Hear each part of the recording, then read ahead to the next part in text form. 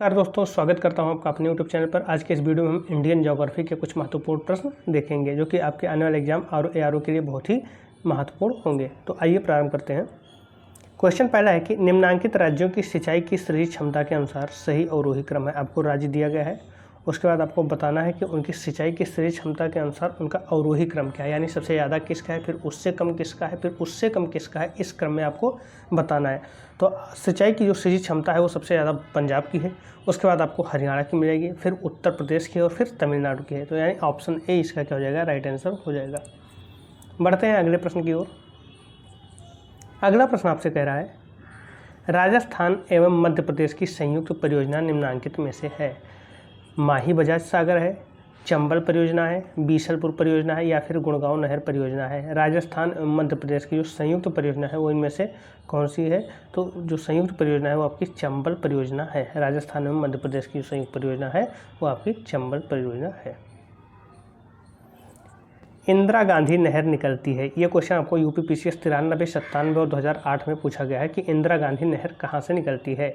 विकल्प आपको दिया गया है भाखड़ा बांध से, हरिके बांध से, पोंग बांध से या फिर उकाई बांध से। तो ये आपका हरिके बांध से निकलती है। जो भाखड़ा नागर बांध है वहीं पर आपका हरिके बांध बनाया गया है और वहीं से आपका हरिके बांध से इंदिरा गांधी नहर निकलती है। नेक्स्ट है, जम्मू कश्मीर में चिनाब नदी पर बनी जल विद्युत परियोजना निम्नलिखित में से कौन सा है। चिनाब नदी पर आपकी जम्मू कश्मीर में जो एक चिनाब नदी है उस पर एक जल विद्युत परियोजना बनाई गई है। उसमें कौन दिए गए विकल्पों में से कौन सी परियोजना है? चमेरा है, टनकपुर है, सलाल है या फिर चुक्की है। तो सलाल परियोजना जो है वो जम्मू कश्मीर में चिनाब नदी पर बनी जल विद्युत परियोजना है। देखिए यूपीपीसीएस आपको कथन कारक वाले क्वेश्चन तो कम ही देगा, वो ज़्यादातर इसी तरीके के फैक्ट पूछ लेता है। ठीक है, तो ये सारे फैक्ट आपको लूसेंट में मिल जाएंगे। ठीक है, ये फैक्ट सीधा सीधा पूछ जाए कि कौन सी परियोजना किस नदी पर स्थित है। अगर कथन कारक में पूछना चाहता तो उसके भी कई तरीके थे। नेक्स्ट है आपका, हिमालय के निम्नांकित बांधों में से कौन सा बांध पाकिस्तान में स्थित है। यानी ये सारे बांध हिमालय के हैं और इनमें से कौन सा बांध है जो पाकिस्तान में स्थित है। विकल्प आपको दिया गया है भाखड़ा बांध, कालागढ़ बांध, मांगला बांध या फिर सलाल बांध। तो आपका मांगला बांध जो है वो आपका कहाँ पर है, पाकिस्तान में स्थित है। नेक्स्ट क्वेश्चन है आपका, निम्नलिखित में से किस नदी पर तेलुगु गंगा परियोजना प्रारंभ की गई है। विकल्प आपको दिया गया है महानदी पर, कावेरी पर, कृष्णा पर या फिर गोदावरी पर। तो ये कृष्णा नदी पर तेलुगु गंगा परियोजना प्रारंभ की गई है।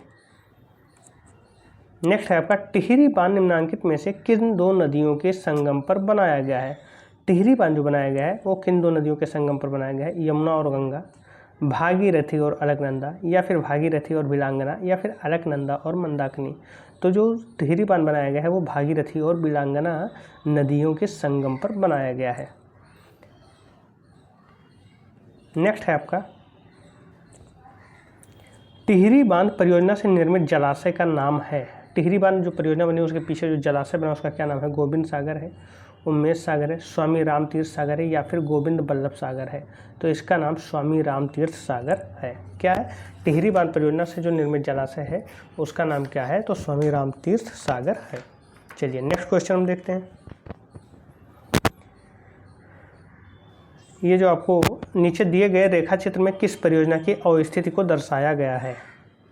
ठीक है, ये आपका चित्र से दिखाया गया है। तो ये कौन सी परियोजना है? लाल बहादुर नहर आपको दिखाया गया है, कृष्णा नदी दिखाया गया है, सुरंग है, फिर विद्युत ग्रह है। इसका विकल्प इन्होंने क्या क्या दिया है? नागार्जुन सागर परियोजना है, श्री राम सागर परियोजना है, श्री सेलम परियोजना या फिर तुंगभद्रा परियोजना है। तो ये कृष्णा नदी पर है, तो ये आपका नागार्जुन सागर परियोजना है।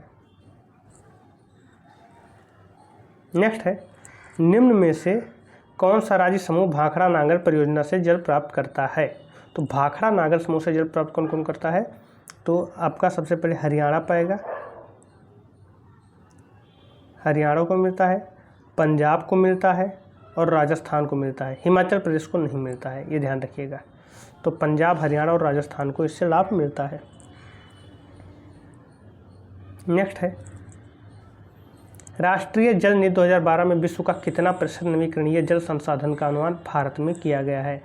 राष्ट्रीय जल नीति 2012 में विश्व के कितने प्रतिशत नवीकरणीय जल संसाधन का अनुमान भारत में किया गया है? 4% है विकल्प आपके पास, 5% है, 6% है या फिर 7% है। तो ये वास्तव में 4% किया गया है। ऑप्शन ए इसका राइट आंसर हो जाएगा। नेक्स्ट है, देश में नलकूपों द्वारा सर्वाधिक सिंचाई होती है। विकल्प आपको दिया गया है पंजाब में, राजस्थान में, मध्य प्रदेश में या फिर उत्तर प्रदेश में। तो नलकूपों द्वारा सर्वाधिक सिंचाई कहाँ होती है?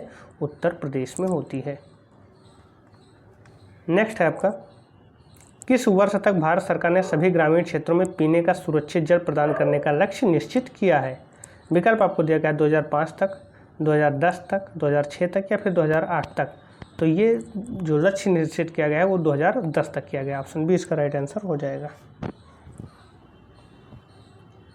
नेक्स्ट है, भारत की प्रथम बहुउद्देशीय परियोजना का प्रारंभ किया गया था सतलज नदी पर, दामोदर नदी पर, गंगा नदी पर या फिर कावेरी नदी पर।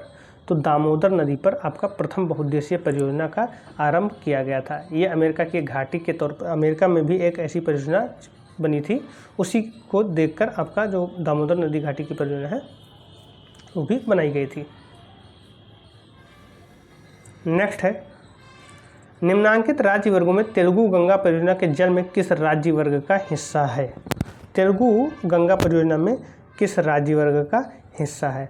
तो इसमें आपको मिल जाएगा आंध्र प्रदेश, कर्नाटक और महाराष्ट्र। तो आपका ऑप्शन डी इसका राइट आंसर हो जाएगा। आंध्र प्रदेश, कर्नाटक और महाराष्ट्र राज्य का हिस्सा किसमें है? तेलुगु गंगा परियोजना के जल में है। आपको एक काम ये करना है कि कौन सी परियोजना किस नदी पर है ये पूरी तरीके से कंठस्थ होना चाहिए, क्योंकि हो सकता है कि 3 या 4 आपको देकर सही सुमेलित करने को दे दिया जाए या सीधा फैक्ट पूछ लिया जाए कि कौन सा परियोजना किस नदी पर स्थित है।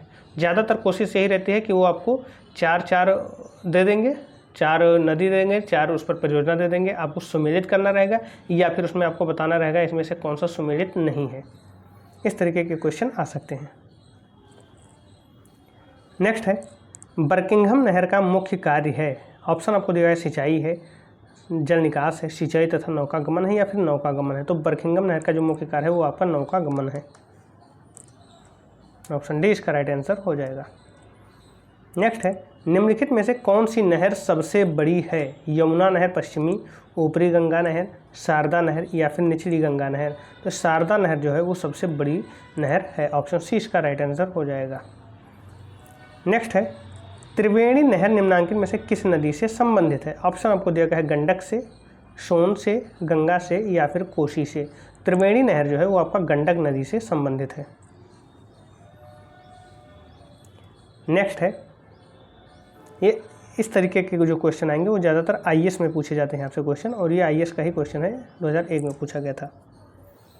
इसमें आपको 4 विकल्प दिए गए हैं, 4 कथन एक तरीके से है, और 4 कथनों का चयन करिए। उसके बाद 4 कथनों में से 4 कथनों का अध्ययन करिए, उसके बाद आपको बताइए कि इनमें से कौन सा विकल्प सही है। पहला इन्होंने कहा कि दामोदर घाटी परियोजना झारखंड एवं पश्चिमी बंगाल के दामोदर नदी पर बनाई गई है। तो ये आपका सही कथन है, ठीक है। दूसरा क्या है कि फरक्का परियोजना पश्चिम बंगाल में गंगा नदी पर बनाई गई है, जिसका मुख्य उद्देश्य नौ परिवहन है। ये आपका गलत कथन है, क्योंकि ये जो है गंगा नदी पर ना होकर ये हुगली नदी पर बना है। फरक्का परियोजना किस नदी पर है? हुगली नदी पर। कोसी परियोजना का मुख्य उद्देश्य जो है बाढ़ नियंत्रण जल विद्युत उत्पादन, जो कोसी नदी पर बनाई गई है, ये भी आपका सही है। केरल राज्य के पेरियार नदी पर जल विद्युत के उद्देश्य से इडुक्की परियोजना बनाई गई है, ये भी आपका सही है। नौ परिवहन जल विद्युत एवं सिंचाई के उद्देश्य से तुलबुल परियोजना झेलम नदी पर जम्मू कश्मीर में बनाई गई है, ये भी आपका सही है। यानी आपका दूसरा केवल गलत है, बाकी 1, 3, 4, 5 सही है। तो आपका ऑप्शन क्या हो जाएगा? ऑप्शन ए हो जाएगा, 1, 3, 4, 5। चलिए आगे बढ़ते हैं। नेक्स्ट क्वेश्चन है, उत्तर भारत के कथन आपको दिया गया है यहाँ पर कि उत्तर भारत के उत्तर प्रदेश, पंजाब, हरियाणा आदि राज्यों में नलकूपों द्वारा सिंचाई बड़े पैमाने पर किया जाता है। तो ये बात सही है, हम लोगों के यहाँ नलकूपों द्वारा सिंचाई होती है, ठीक है। देखिए जगह जगह आपको ट्यूबवेल मिल जाएंगे। कारण क्या है कि यहाँ पर्याप्त भूमिगत जलापूर्ति के साथ एक बड़ी बेसिन की मौजूदगी है। ये भी सही है, क्योंकि अगर बड़ी बेसिन ना होती जिसमें पर्याप्त भूमिगत जल ना होता तो ऐसा संभव नहीं था। तो कारण भी सही है, कथन भी सही है और कारण भी सही है। यानी क्या कह सकते हैं कि ए सही है और आर उसका सही व्याख्या करता है। तो ऑप्शन ए इसका राइट आंसर हो जाएगा। नेक्स्ट क्वेश्चन है आपका कि दिए गए रेखा चित्र में सिंचाई के साधनों का क्रम है। सिंचाई के साधनों का क्रम क्या क्या है? तो 1 नंबर आपका यहाँ पर सबसे ज़्यादा सिंचाई किससे होती है? नलकूप से। दूसरे नंबर पर मध्य प्रदेश आता है, मध्य प्रदेश में आपको कुआं मिल जाएगा।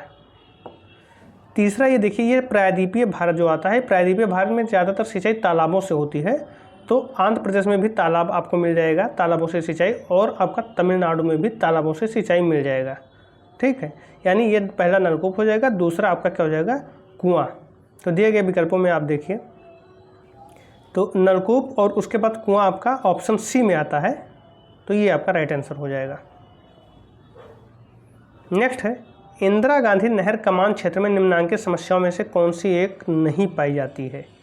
यानी इंदिरा गांधी नहर कमान क्षेत्र है, उसमें कौन ऐसा मतलब क्या है निम्नांकित जो समस्याएं आपको दिखाई गई हैं चारों विकल्पों में से, उनमें से कौन सी ऐसी समस्या है जो इंदिरा गांधी नहर कमान क्षेत्र में नहीं पाई जाती है? तो मृदा लवणता में वृद्धि ये पाई जाती है, प्रगामी जल प्लावन ये भी आपका पाई जाती है, नहर का तली गाद भरा ये नहीं पाई जाती है, यानी यहाँ पर सिल्टिंग नहीं होती है। ठीक है, नहर की तली का गाद भरा सिल्टिंग वहाँ पर नहीं होगी आपका, जल पूर्ति का अभाव ये भी आपकी समस्या पाई जाती है वहाँ पर, तो ऑप्शन सी यहाँ पर राइट आंसर हो जाएगा। नेक्स्ट है, किस परियोजना की व्यवस्था में केंद्र सम्मिलित नहीं है? यानी कौन सी परियोजना ऐसी है जिसमें केंद्र अपना अंशदान नहीं कर रहा है? दामोदर घाटी परियोजना में, रिहंद परियोजना में, तुंगभद्रा परियोजना में, या फिर कोसी परियोजना में? तो तुंगभद्रा परियोजना में जो है वो केंद्र उसमें सम्मिलित नहीं है। नेक्स्ट है, देखिए हमने आपसे कहा था कि क्वेश्चन इस तरीके से दे सकते हैं कि 4 आपको दे देंगे परियोजना, या 4 आपको दे देंगे सागर, या 4 कुछ और देंगे, और उसके सामने आपको उससे मिलता जुलता चीज़ें आपको दे देंगे कि कौन सी चीज़ें कहाँ पर स्थित है, या कौन सी परियोजना किस नदी पर स्थित है। इस तरीके की चीज़ें आपको दे सकते हैं। तो आपको फैक्ट याद रखना ही रखना पड़ेगा, क्योंकि आपको एक फैक्ट से यहाँ पर काम चलने वाला नहीं है, सारे आपको पता होंगे तभी आप उसे सही तरीके से कर सकते हैं। जैसे देखिए इसमें उन्होंने कहा कि कौन सुमेलित नहीं है, तो गोविंद सागर जो है ये आपको बताना है कि सतलज नदी पर है, तो बिल्कुल है। गोविंद बल्लभ सागर जो है वो रिहंद नदी पर है, बिल्कुल है। ये जलाशय जो परियोजना है, तो जो बांध बनते हैं उसके पीछे जो जलाशय बन जाते हैं, उस जलाशय आपको गोविंद सागर, गोविंद बल्लभ सागर, गांधी सागर, ये वो चीज़ें हैं। गांधी सागर आपका चंबल नदी पर है, हाँ ये भी सही है। राणा प्रताप सागर आपका नर्मदा नदी पर है, ये गलत है। राणा प्रताप सागर भी आपका चंबल नदी पर ही है, तो ऑप्शन डी इसका राइट आंसर हो जाएगा कि ये जो है ये सुमेलित नहीं है। चलिए नेक्स्ट, देश में सिंचित भूमि के सर्वाधिक भाग पर किस साधन द्वारा सिंचाई होती है? सिंचित भूमि यानी जो सिंचाई होती है, मान लीजिए 100 हेक्टेयर है, उसमें से 80 हेक्टेयर पर सिंचाई होती है, और उस 80 हेक्टेयर पर आपका सबसे ज़्यादा किस चीज़ से सिंचाई होती है? ये क्वेश्चन यहाँ पर पूछा गया है। विकल्प आपको दिया गया है, कुएं से होती है, नलकूप से होती है, नहर से होती है, या फिर तालाब से होती है। तो सबसे ज़्यादा नलकूप से सिंचाई होती है, क्योंकि सिंचित क्षेत्रफल सबसे ज़्यादा उत्तर प्रदेश में है, और प्रसन्नता के मामले में नहीं, सिंचित क्षेत्रफल है जो, ठीक है, क्षेत्रफल जो है वो आपका उत्तर प्रदेश में है, और उसमें सबसे ज़्यादा सिंचाई नलकूप से ही होती है। नेक्स्ट है, निम्नांकित में से कौन सा युग्म सुमेलित नहीं है? देखिए फिर यूपीपीसीएस और बीपीएससी का क्वेश्चन है, और उसी तरीके से सुमेलित तरीके से आपको दे दिया गया है। राणा प्रताप सागर चंबल नदी पर, ये आपका सही है। थीन जो है वो रावी नदी पर, यह भी सही है। पोंग जो है आपका ब्यास नदी पर, यह भी आपका सही है। सलाल जो है वो सतलज नदी पर नहीं है, सलाल जो है वो किस पर है? ये सतलज नदी पर नहीं है, तो ऑप्शन डी इसका राइट आंसर हो जाएगा। ठीक है, आपको इस तरीके से क्वेश्चन दिया जाएगा ताकि आप जो है ये आपको सारे फैक्ट आपको याद होने चाहिए। सलाल जो है सतलज नदी पर नहीं है, ऑप्शन डी हो जाएगा। सलाल किस पर है आपका? अभी कुछ देर पहले हमने क्वेश्चन इस पर किया था, ये चिनाब नदी पर है, पहले या दूसरा क्वेश्चन शायद था। ठीक है, जम्मू कश्मीर में। तो आपको पता होना चाहिए कि फैक्ट लगभग आपको पता होना चाहिए कौन सी परियोजना किस नदी पर है। 1-2 परियोजना से काम नहीं चलेगा। अगर उसने आपको मिलान करने के लिए दे दिया, या फिर आपको सही सुमेलित पूछ लिया, या पूछ लिया कि सही सुमेलित नहीं है, तो वहाँ पर आपको चीज़ें पता होनी चाहिए। नेक्स्ट है, निम्नांकित में से कौन सी बहुउद्देशीय परियोजना 2 अथवा 2 से अधिक राज्यों की संयुक्त परियोजना नहीं है? यानी वो उसी राज्य की है, कम से कम उसी राज्य की परियोजना है। ठीक है, ऑप्शन आपको दिया गया सरदार सरोवर, माही बजाज सागर, चंबल, या फिर उकाई, ये आपको बताना है। देखिए सरदार सरोवर से लाभ क्या क्या होगा आपको? राजस्थान को होगा, गुजरात को होगा, महाराष्ट्र को होगा, ठीक है। नुकसान सरदार सरोवर से आपका मध्य प्रदेश को होगा, क्योंकि वहीं उसके जहाँ इस एंडिंग होता है मध्य प्रदेश, वहीं पर आपको बांध बनाना है, पीछे का एरिया वो डूब जाएगा। ठीक है, तो ये 2 या 3 राज्यों से अधिक के लिए है, तो यानी बहुउद्देशीय परियोजना, मतलब कई राज्यों के लिए काम कर रहा है। और हमसे यहाँ पर क्वेश्चन पूछा है कि बस वो उसी राज्य के लिए क्यों हो। माही बजाज परियोजना को हमने देखा कि ये राजस्थान और आपका किसका है, गुजरात का संयुक्त परियोजना है। चंबल आपका राजस्थान और मध्य प्रदेश की संयुक्त परियोजना है। उत्तर प्रदेश भी इसमें आपका आ जाता है। उकाई परियोजना जो है वो बहुउद्देशीय परियोजना नहीं है, बल्कि ये अपने ही राज्य की परियोजना है। और यह है कहाँ पर, तो ये गुजरात में है, ताप्ती नदी पर। ठीक है, तो ये वहीं की परियोजना है। चलिए नेक्स्ट, निम्नांकित में से राजस्थान गुजरात की संयुक्त बहुउद्देशीय परियोजना क्या है। चंबल है, माही बजाज है, नर्मदा सागर है या फिर बीसलपुर है। तो हमने देखा माही बजाज, ये रिपीटेड क्वेश्चन है आपका, अभी हम कुछ देर पहले इसे किए हैं। माही बजाज जो है वो राजस्थान और गुजरात की संयुक्त बहुउद्देशीय परियोजना है। चलिए आगे बढ़ते हैं। फिर से सुमेलित वाला क्वेश्चन, और ये फिर यूपीपीसीएस में इस तरीके से क्वेश्चन पूछा गया है। परियोजना दिया गया है, नदी दी गई है, तो हमने आपसे कहा था कि आपको सुमेलित करना है कौन सी परियोजना कहाँ पर है। तो देखिए काकरा पार को आप जानते हैं कि काकरा पार जो है वो आपका ताप्ती नदी पर है। काकरा पार आपका गुजरात में है, तो ताप्ती नदी पर सही है। सलाल जो है वो आपका चिनाव नदी पर है। यहाँ पर चिनाव 2 बार दे दिया गया है। ठीक है, आपका यहाँ पर चिनाव क्या कर दिया गया है, आपका चिनाव यहाँ पर 2 बार दे दिया गया है। कोटेश्वर जो है वो भागीरथी पर है। दुर्हस्ती भी जो है आपका वो चिनाव नदी पर है। यानी 1, 2, 3, 4 इसी तरीके से सुमेलित हो जाएगा। इसका जो ऑप्शन हो जाएगा वो 1, 2, 3, 4 के क्रम में रहेगा, तो आपका ऑप्शन सी हो जाएगा, इसका राइट आंसर हो जाएगा। नेक्स्ट है, निम्नांकित में से किन नदियों पर कोई भी बहुउद्देशीय परियोजना क्रियान्वित नहीं की गई है। ठीक है, माही पर, लूनी पर, साबरमती पर या फिर घग्गर पर। विकल्प आपको किस तरीके से दिया गया है, 1 और 4, यानी माही और घग्गर दोनों पर कोई परियोजना नहीं सुमेलित की, मतलब कोई बहुउद्देशीय परियोजना क्रियान्वित नहीं की गई है, या फिर लूनी और साबरमती पर 1, 2, 4 यानी लूनी, साबरमती और घग्गर पर, 2 और 3 यानी लूनी और साबरमती पर, और ऑप्शन डी है 2 और 4 यानी लूनी और घग्गर पर। तो लूनी और घग्गर पर कोई परियोजना, कोई बहुउद्देशीय परियोजना जो है वो क्रियान्वित नहीं की गई है। ऑप्शन डी इसका राइट आंसर हो जाएगा।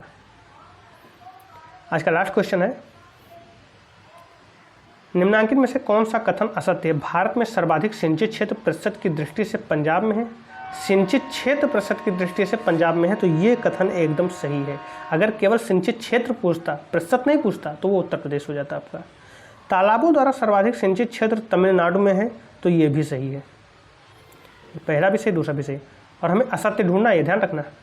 कुएं द्वारा सर्वाधिक सिंचित क्षेत्र गोवा में है, तो ये भी आपका सही है।